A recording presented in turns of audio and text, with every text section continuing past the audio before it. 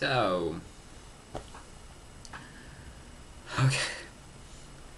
I have pretty much watched this new episode of Young Justice for like about 4 or 5 times, and I'm freaking out on the inside. I'm kind of in a state of shock, like still, even though it's been like 7 hours since it aired. But Sunray, I don't know what just happened. Lighting is weird.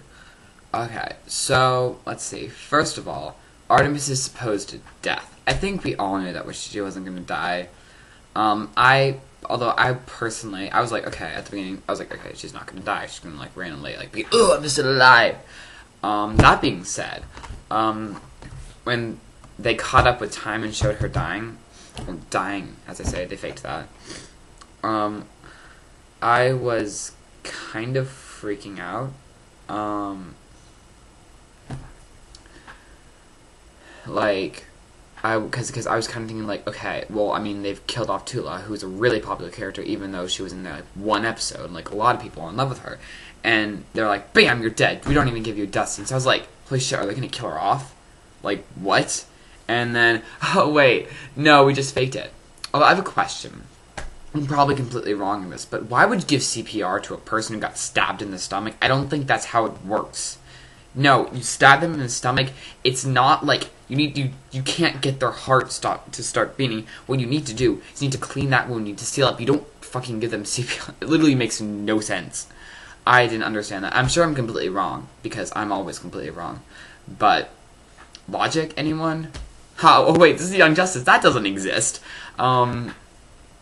Also, Calder being good, it kind of annoyed me because I really did like how he was evil, and here's something that I don't personally understand. Were they like, oh, Tula's dead, oh, here's a great way to put you in as a mole? That would be, first of all, incredibly rude to her memory. Secondly, I don't think he'd be like that, because, you know, he's Calder, and he's like, I'm in love with Tula, she's my only emotion in this entire show. Fuck. And I feel like he'd be like, no, I'm gonna go grieve and be all sad and fuck you. Not like, okay, let's go. So I really hope that they have an explanation of how that happened, because I don't get it. Like, really. Also, I like the idea of Calder being evil. I liked what they did with that. And to make him a mole just seems like a sort of push because of the fact that this show is very dark. Like, oh no, don't worry, we have this light of kidness. See, this guy isn't really evil, right? He's good. You know, he's just pretending to be evil. And I'm like, really? Like, I loved the fact that he'd be evil. And even though I knew that, when I thought he was completely evil, I was, okay, like, if he's completely evil, he's eventually going to turn good and die. But I would have loved that, honestly. It's better than having him turn out to be a mole. That just pissed me off. And now everyone's going to hate me. I don't know, I just didn't like that part. However, I loved the rest of the episode. The rest of the episode was, like, so good. Trying to remember what happened in the rest of the episode. Nothing, really. Like, plot-wise. I'm kind of wondering, I can't remember right now if they gave a reason why Artemis had to be dead and change into a new person, because if not, that kind of seemed really pointless. Also, to the Rocket people who were like, oh no, the Rocket's down.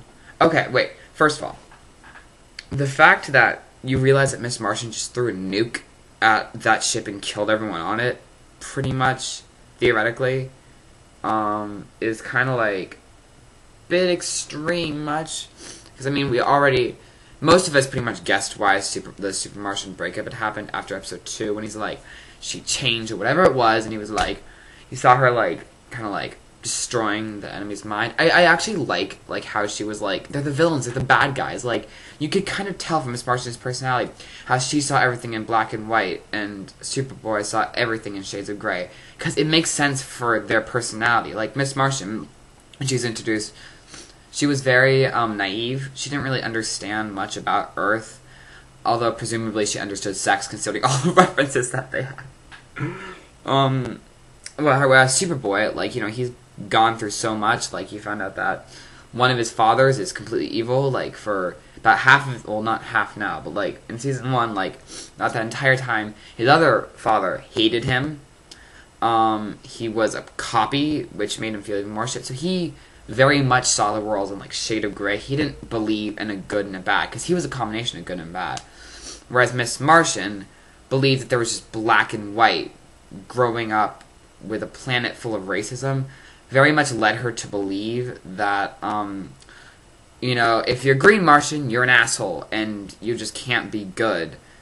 Like, if you're a white Martian, you're rejected, you're prejudiced, you have a good heart, but you just can't do anything with it. Like, she very much saw the green Martians as, like, their kind of dictator ruler sort of thing, like, if that makes any sense. Which sort of, you know, she kind of applies that to everything else, I guess. Like, okay, they're the bad guys. Like, that's the only thing about them, which happens in many kids' shows. They don't really give the bad guys, like, that much of a plot or character or backstory. They just say, here's a bad guy, go beat him. Go hate him, go beat him up. And that's kind of it. However, the good kid shows, one thing I'm really popular, especially with teenagers and adults, like, for example, Avatar. Ignoring the Fire Lord, because he was the ultimate villain, you know, just supposed to hate him. Azula, I loved her, honestly, and I loved the fact that she didn't go with the cliched, at the end she's still kind of cool and confident, like, yeah, I'm going to jail, but I'll find a way out. She, like, broke the fuck down. She, like, kind of just went mentally insane, and, like, half of the Ty Lee Azula fanfictions are about Ty Lee, like, being Azula, I'm here for you, be all not crazy and shit. So, yeah, I thought it was a really good episode, except for Calder, as I said. Basically repeating myself. Okay, that I guess is it. Bye.